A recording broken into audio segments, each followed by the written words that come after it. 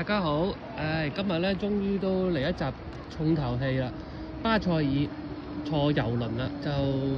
雖然我呢個咧就唔係真真正正嘅萊茵河遊輪啦，但都可以感受一下坐萊茵河遊輪係咩感覺㗎。咁大家可以見到咧，呢部就係我哋嘅遊輪啦，就一日嘅啫。咁樣咧對面咧就真係有一個河輪係一路去到阿姆斯特丹嗰種㗎啦。咁呢度最出名就係呢個就係巴塞爾呢個城市咧，其實佢裏邊嘅風貌咧就冇法國咁靚㗎，咁但係咧佢最特別嘅地方咧，除咗佢係萊茵河嘅遊輪嘅起點第一站之外咧，就係佢係三國嘅文化，因為咧左邊萊茵河嘅呢一邊咧就係瑞士，